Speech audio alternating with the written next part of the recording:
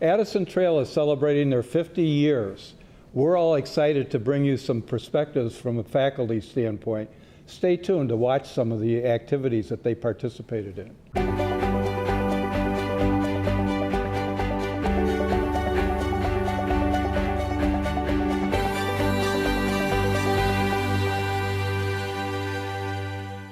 Hi, I'm Burke McDonald.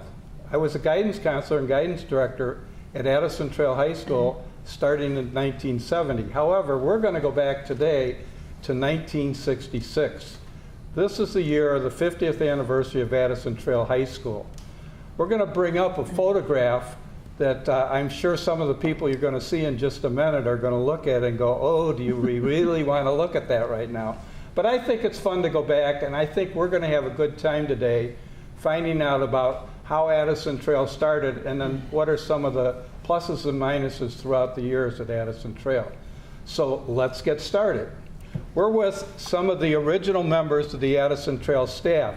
Kevin Koury over here started in physical ed, and he was a dean, I believe. Right. And I looked at your biography that you gave me, and you've been a little bit of everything the times that you've been in District 88, right? I kept moving before they caught up to me.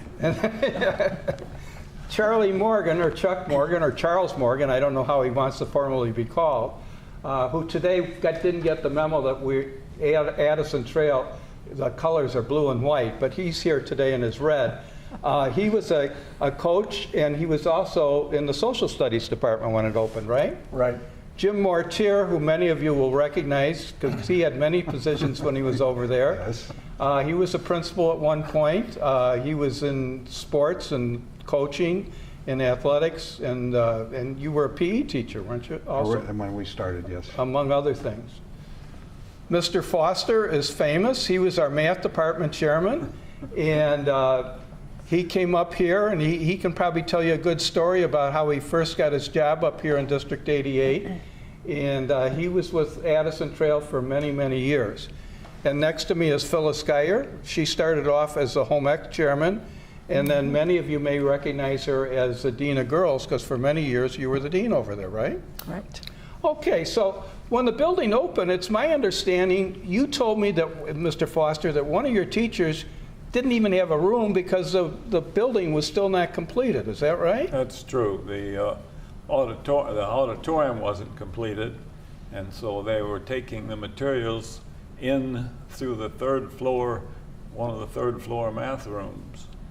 And so we had to wait until they got that auditorium finished before they could finish the wall and put in the windows. And so we had to move math classes around a good many places. Yeah, we're going to have another teacher come in a few minutes, at Ms. Pulliam, who is in the English department, and she started up there with the math department, and you knew that you would eventually have to move down with the English department. Is that right, too? Yeah, we finally ran her off the floor. It took a while. It took us 2 or 3 years to do that, I think, if I remember correctly. How much input did you guys have in the building when they were building it? Did they come to you? Somebody, Don Swanson, who was an industrial arts teacher, told me that Dr. Allingham, who was the superintendent, came to them and went to the contractor and said, this isn't what the teachers want. You got to modify it. How much input did you guys have at the beginning? Do you recall? Very little. Very little. Very little. I don't remember a lot. Okay. You mean actually the building? The building and the building plans. The physical part, yeah. No, nothing. we didn't. Nothing, I don't think. Okay. Well, then he's probably dreaming a little bit then, but that's okay. You were in the physical education department, and I know at the time the building opened, the physical education department had a lot to be done, didn't it? It sure did. Yeah, we were meeting in other areas. I was advised a minute or two ago by some of the other people there that we were, a lot of the time we were in the cafeteria. I remember us being up in a third floor big room, which I think was a math area too. But I think we have a photograph from that first yearbook where they're teaching dance in the halls at Addison Trail. And I would assume that in the fall you could probably be outside for a lot of activities, but as it got colder, if it was raining, you had to improvise inside, right? Oh yeah, yeah. We had, well, improvise is right. Before we opened, we were up there, I think, I don't remember if Jim was involved yet because he had just gotten hired. But Tony Parks and Don Lane and I were up there several days putting that tape down, you know, to make courts and all that stuff, like in the south balcony and areas like that.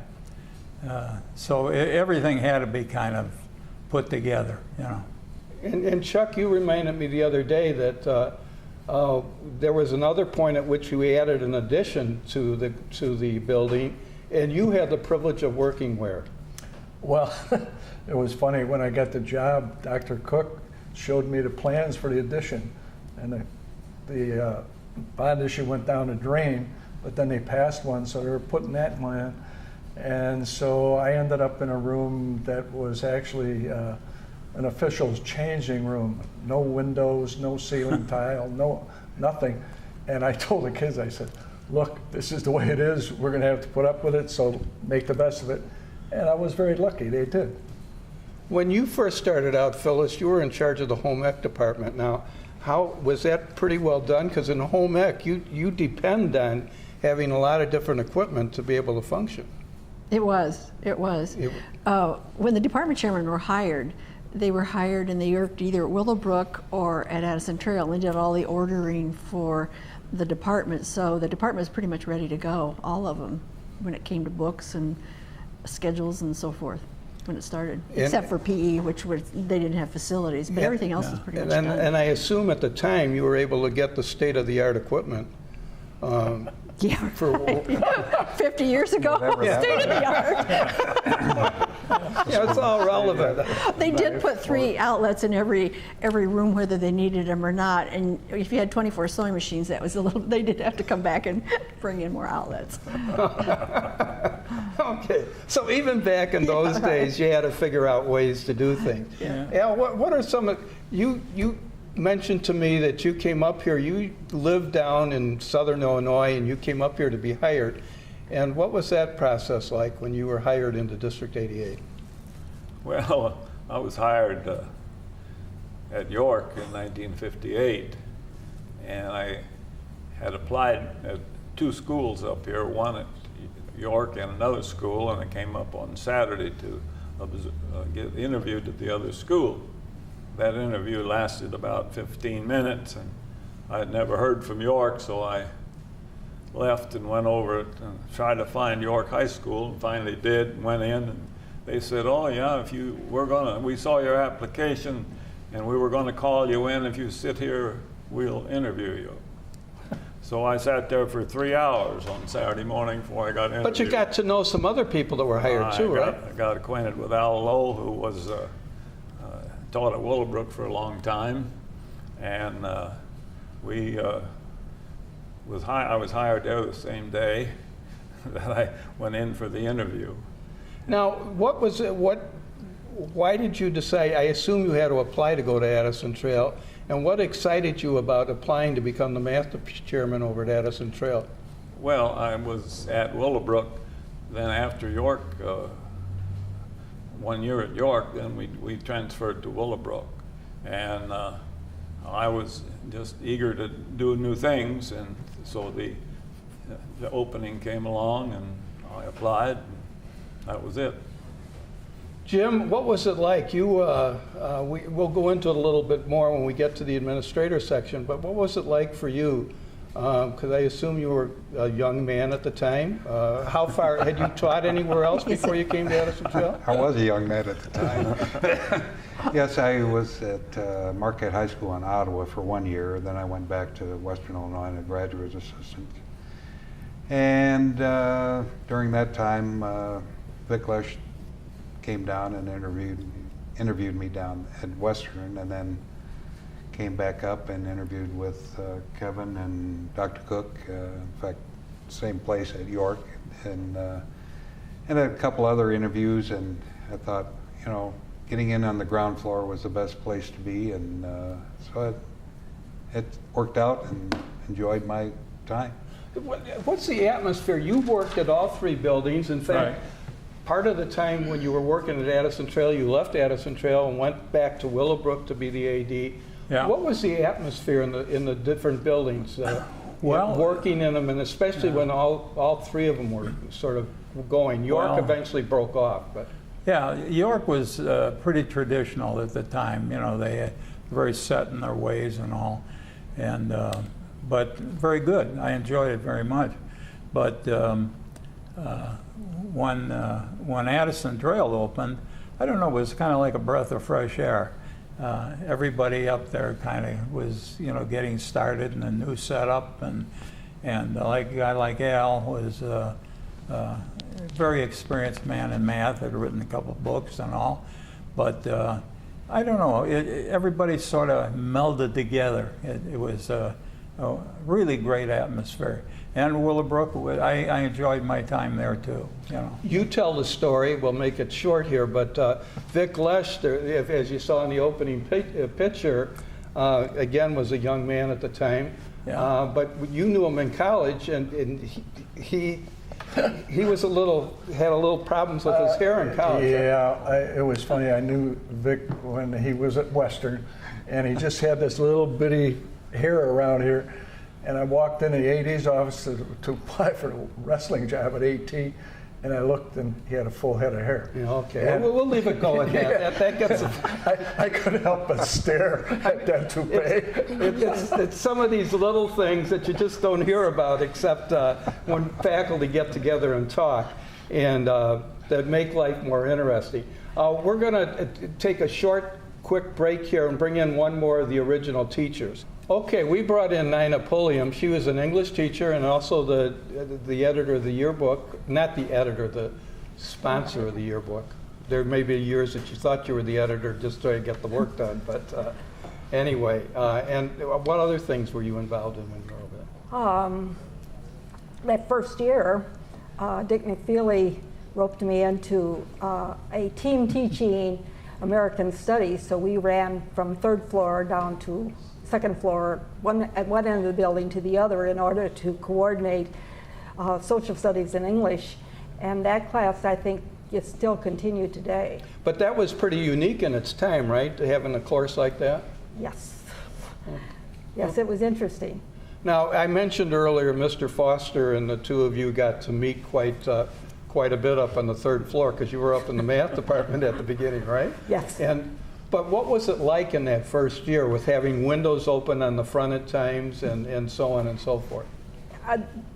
It was probably no different than any other school that was unair conditioned and had windows open and bees flying in and things like that. It was for me, it was really very good. I had come from I had taught 4 years before in Southern Illinois, Decatur, and I came up and everything was new. Everything seemed to have a lot of facilities that we didn't have, and I was just basically awestruck. Now, I remember working, when I started off my first year in a very small school in Broadview, Illinois. It was a K-8 building, and I noticed the camaraderie and also just the uniqueness of the families and everything else. If you had a problem, you called home and it was taken care of. Then I moved to another school in one of the suburbs before I came to Addison Trail, and it had all the new modern equipment and everything, and I was really impressed. But I thought, you know, it was, to me in some ways, I missed some of that family cohesiveness in little school. How about you with coming from a small community to a bigger community? Well, my first day of walking into Addison Trail High School, I'm coming in from the parking lot, and there's this man catching up with me, walking along, and he said, English, you're Miss Pulliam, right? And I looked at him and I thought, I've never seen this man before in my life. And he says, I'm Bruce Allingham, I'm your superintendent. I studied all the applications. And it sort of, you know, it was call me Bruce. And I thought, That's right. I had taught 4 years in Decatur. I didn't even know the name of the superintendent, much less having ever met him and have him know who I was. Yeah. And then I had the yearbook, and because of the yearbook, there was a phone in the room. Now, I don't know how the teachers nowadays put up with telephones, but it was ringing, and I had to have a student in the back to answer the phone, and most of the time it was Dr. Allingham wanting pictures that we might have for the yearbook or something going on. But the camaraderie in the school was amazing. I mean, we had the first pep rally was in the evening, and there was a faculty band.